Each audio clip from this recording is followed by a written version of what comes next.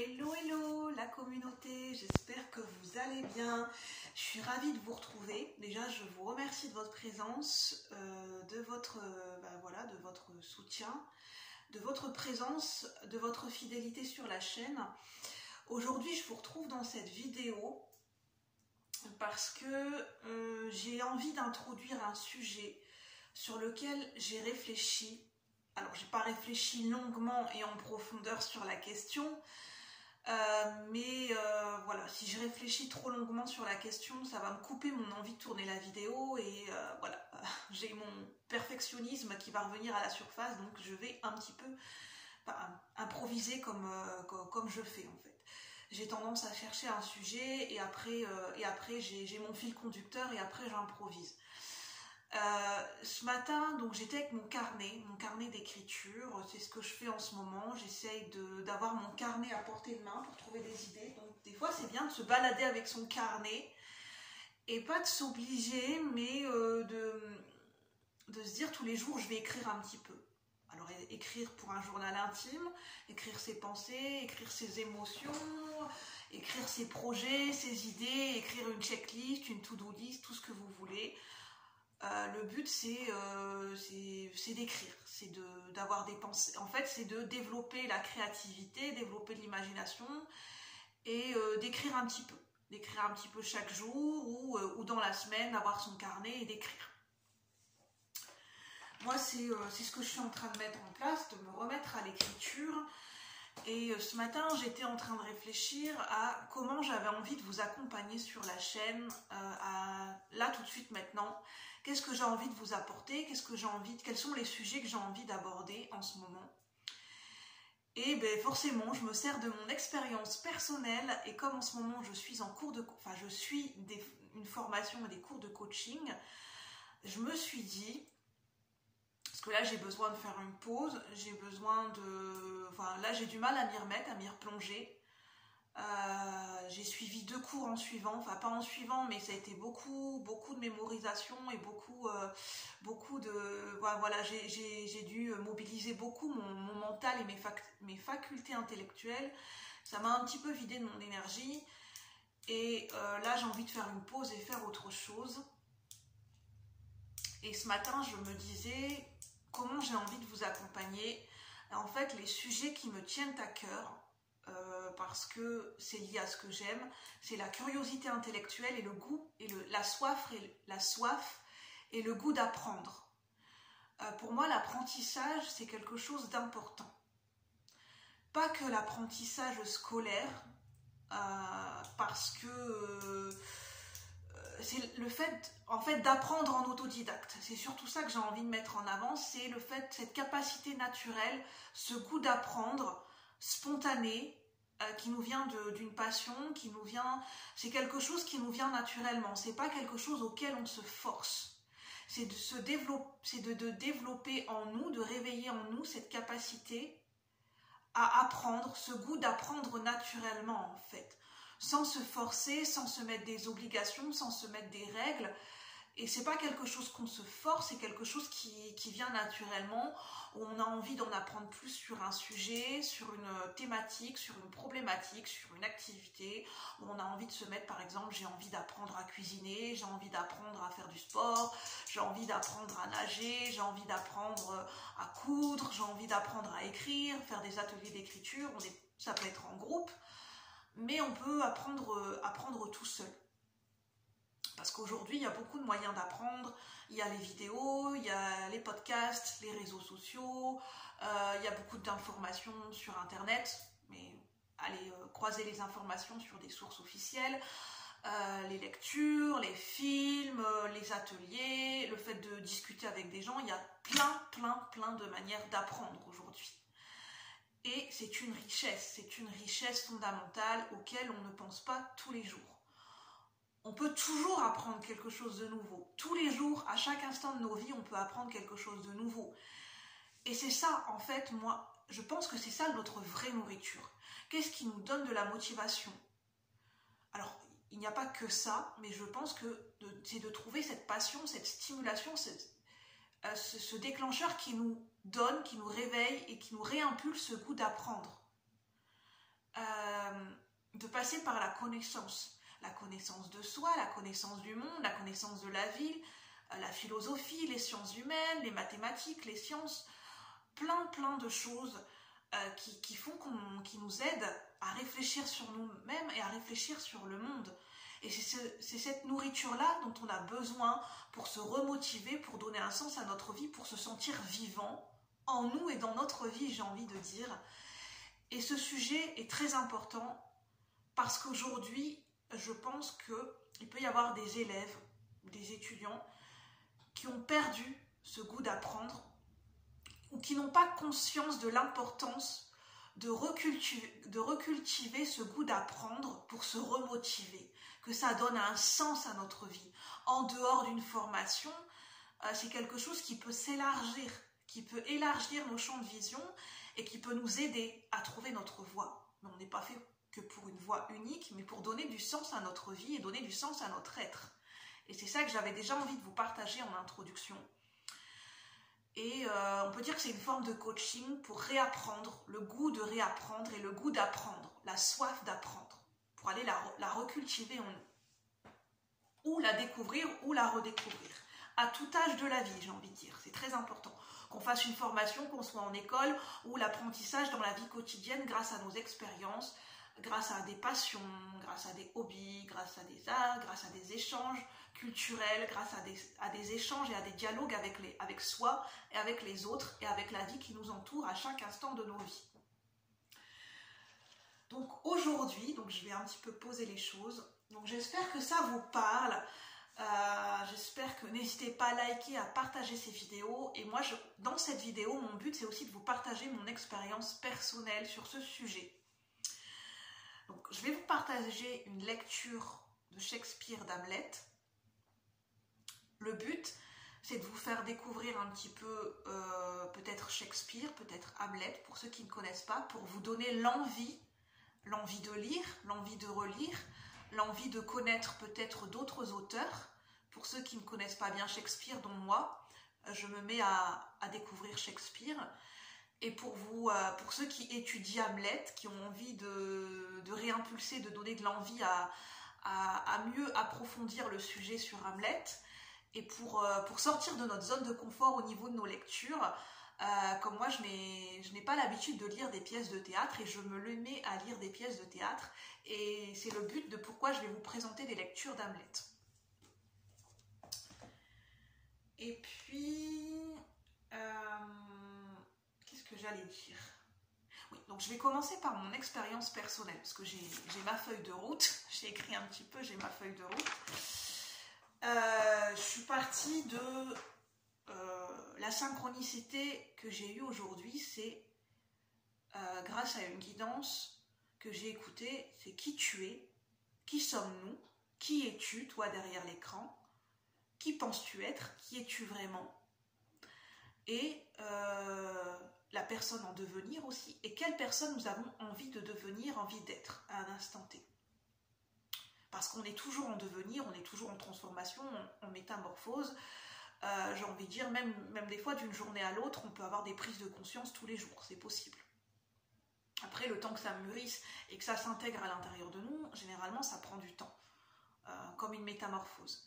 Avec la chrysalide, la chenille qui devient papillon dans la chrysalide et dans le cocon. C'est un petit peu l'image. Moi, qui je suis, comment je me définis, et c'est de là que découle mon inspiration pour cette vidéo. Moi, je me ressens une artiste dans l'âme, une littéraire dans l'âme, et je vais en découler. Moi, il faut savoir qu'au niveau de mes études, c'est le sujet qui m'inspire, c'est les études et notre parcours scolaire et les souvenirs qui peuvent être marquants pour nous. Alors moi, j'ai suivi un cursus, un bac littéraire, une filière littéraire.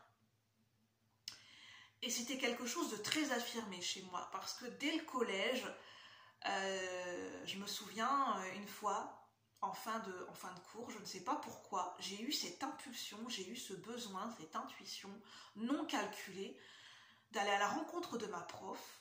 Et maintenant, quand j'y repense, ça paraît assez fou. J'ai rien calculé, je me suis dit pourquoi je m'en vais, j'avais même pas de questions à poser, pourquoi je m'en vais. J'ai eu l'impulsion d'aller voir ma prof à la fin du cours, ma professeure de collège, ma prof de français, lui dire d'affirmer clairement, et ça me faisait plaisir de lui dire et de l'exprimer, j'en suis sûre, c'est ma voie, je vais faire un bac littéraire, je vais rentrer au lycée, je vais faire un bac littéraire. Et c'est fou cette affirmation que j'ai eue à ce moment-là, comme un déclic, comme une impulsion, rien de calculé. Et ça me faisait plaisir et j'avais besoin de lui exprimer. Et ça, c'est un souvenir qui a été prépondérant. Parce qu'une fois, en fait, j'ai voulu participer à un coaching en live ou dans un live. Et puis, il y avait la question, c'était, je ne sais plus, quel est le verbe qui vous parle le plus ? Et en fait, l'expérience qui m'est remontée à la mémoire, c'est cette expérience que je viens de vous partager à l'instant. Et c'est cette affirmation de moi-même, le fait d'affirmer et d'affirmer. Et donc, j'ai suivi un bac littéraire. Et je vais vous parler de mon expérience quand j'ai passé le bac, pour vous parler un petit peu, parce que des fois, quand on est élève, étudiant, quand on reprend une formation, des fois on peut vite se dévaloriser ou perdre confiance en nous. On peut se bloquer, ça peut paraître petit, mais on peut se bloquer devant un apprentissage et devant un cours. Ou devant un professeur, on peut se bloquer. Et en fait, l'expérience que j'ai eue quand j'ai passé le bac, notamment la matière de philosophie, sur le coup, je ne m'en suis pas rendu compte, mais avec du recul, je me suis impressionnée en me disant, mais le calme, la maîtrise dont j'ai fait preuve, je n'étais pas du tout angoissée, pas du tout stressée. Notamment, je me souviens très bien de cette épreuve. L'épreuve de philosophie, c'est quand même du costaud, hein. Mais n'importe quelle épreuve, une épreuve de maths, une épreuve d'histoire, une épreuve de langue, un oral, on se dit waouh, quand même c'est grand ce qu'on nous demande de faire, quand même la maîtrise, la concentration que ça demande, ça peut provoquer des angoisses. Et là j'étais calme, j'avais la maîtrise, je savais ce que j'avais à faire, parce que j'avais suivi les conseils de mon prof. En fait, la passion, j'aimais tellement les cours de philosophie que la passion a pris le dessus sur la peur. Alors oui, j'aurais pu me dire effectivement, il y a toujours la possibilité de se tromper, d'avoir une mauvaise note, de louper cette épreuve, de faire un hors-sujet, j'en étais consciente. Mais c'est pas ça qui a primé, c'est la passion, l'envie. J'étais vraiment ancrée au moment présent. Et ça, c'est quelque chose de très difficile à faire.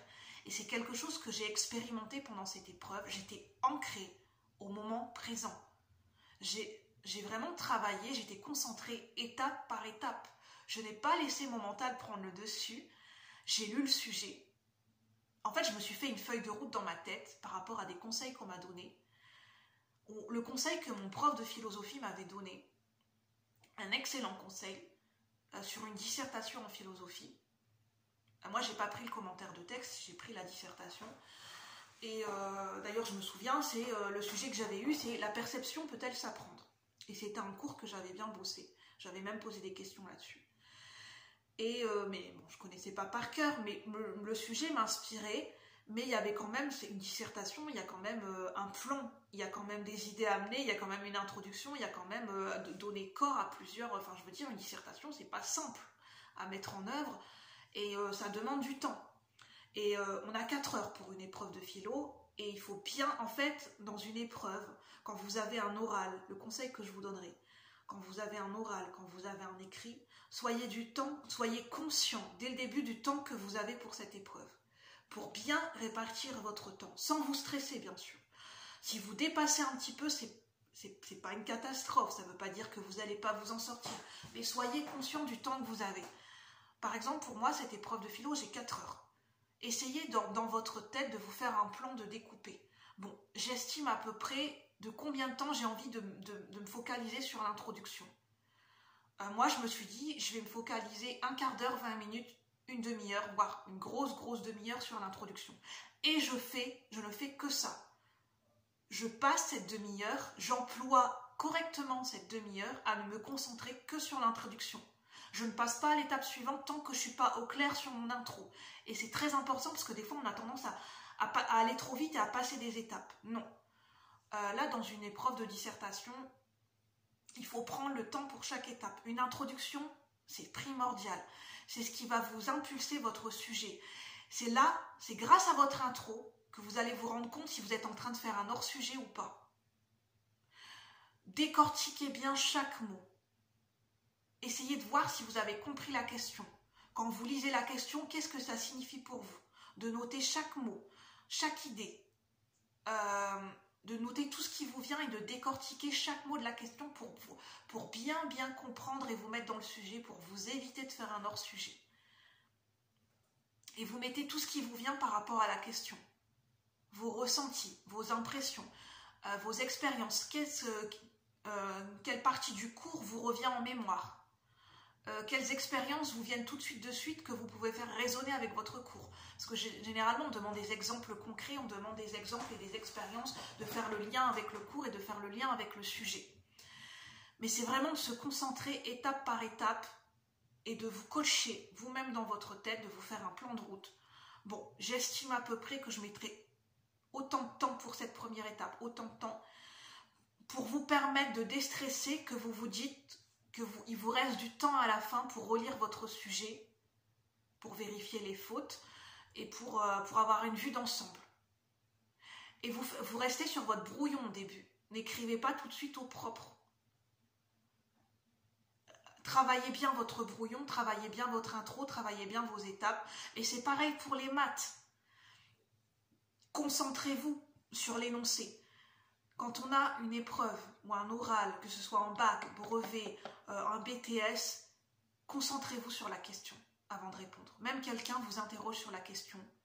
Prenez le temps dans votre tête, le temps de plusieurs inspirations, expirations, pour comprendre la question. Pour après répondre, commencer à répondre. Parce que généralement, ce qui planche pour beaucoup, pourquoi on fait des hors-sujets? Parce qu'on va trop vite à lire l'intitulé de l'énoncé ou l'intitulé de la question, et des fois on n'a pas pris en compte tous les éléments de la question et tous les éléments de l'énoncé, et un seul détail peut faire qu'on peut passer à côté de quelque chose de fondamental et complètement partir sur un hors-sujet, sans s'en rendre compte. Et là c'est frustrant, parce que si on avait pris ce temps, parce que généralement c'est l'angoisse qui nous fait qu'on a envie d'aller vite, parce qu'on a peur de ne pas rendre notre copie à temps. Et ça c'est une illusion. Parce que si on prend le temps de décortiquer la question, de faire notre intro, on va plus vite par la suite. C'est ce que j'ai expérimenté pendant mon épreuve de philo. Je ne suis pas là pour faire du blabla, mais pour vous dire, j'ai eu 14 à mon épreuve de philosophie, et c'est très difficile d'avoir 14 en une épreuve de philosophie, à un bac littéraire. Je ne suis pas là pour être prétentieuse ou me mettre en avant, c'est juste pour vous dire pourquoi j'ai eu ce 14. D'accord, j'ai bossé toute l'année, mais il n'y a pas que ça qui a pris en compte. J'ai écouté les conseils des profs. J'ai écouté le conseil de mon prof de philo tout au long de l'année. J'ai travaillé chaque dissertation tout au long de l'année. J'ai compris le sens de ce que c'était une dissertation en m'y intéressant. Parce que quand on arrive le jour de l'épreuve, on se dit bah tiens, je sais pas ce que c'est qu'une disserte, c'est quoi le sens, ou tiens, je sais pas ce que c'est qu'un énoncé de maths, comme si vous découvriez pour la première fois ce que c'est qu'un énoncé de maths. C'est pas pour vous culpabiliser, hein, c'est normal, il y a des moments, dans l'année où il y aura des moments où on n'a pas envie de bosser, où on va se relâcher, c'est normal, hein, on a besoin de respirer, de s'amuser, pas toujours être en mode bosser, parce que le cerveau, il a besoin de faire des pauses. Et le fait de s'amuser, c'est porteur aussi. Mais c'est le fait d'avoir pris, sur cette épreuve de philosophie, c'est le fait d'avoir pris mon temps. J'ai pris le temps sur cette intro. Parce que je savais, je ne saurais pas vous dire comment, mais j'avais l'intuition que c'était fondamental. Écoutez bien vos intuitions. J'étais connectée à mon intuition à ce moment-là. Je savais que cette intro, elle était capitale. Que si je ne prenais pas le temps de comprendre l'énoncé, de comprendre la question et de construire mon introduction, je savais que j'avais la possibilité de faire un hors-sujet. Et j'en étais très très consciente.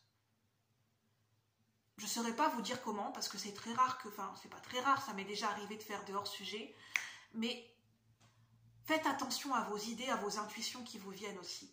Notre intuition, notre créativité, ça va venir nourrir votre sujet, nourrir votre épreuve.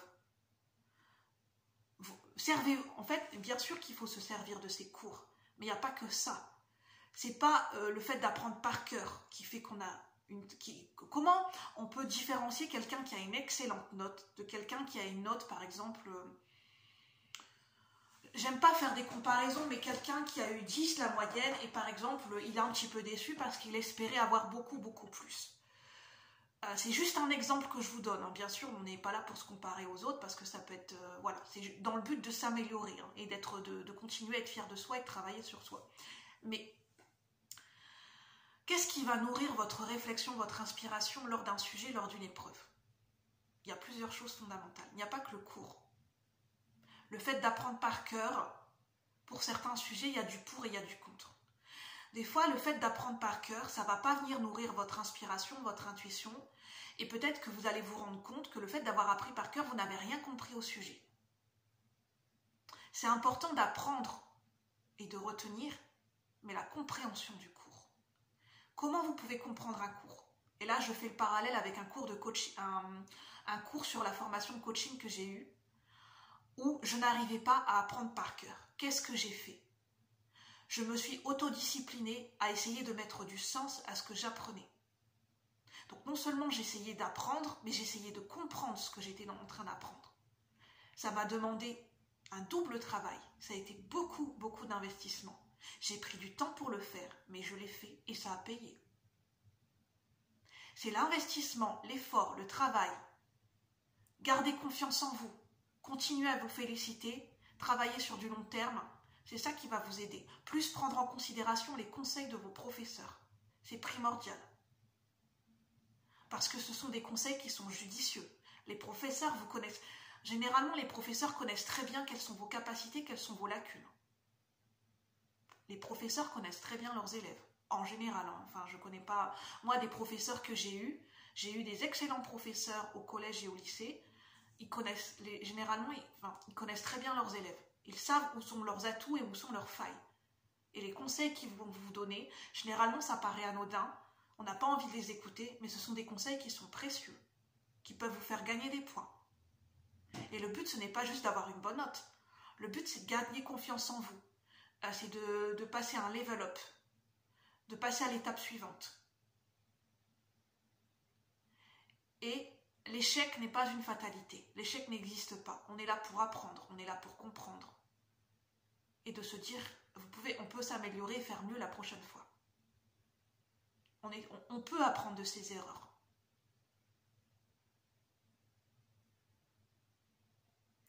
Et est-ce que j'ai le temps de vous parler d'Hamlet? Je ne pense pas. Je pense que je vais découper la vidéo en plusieurs parties.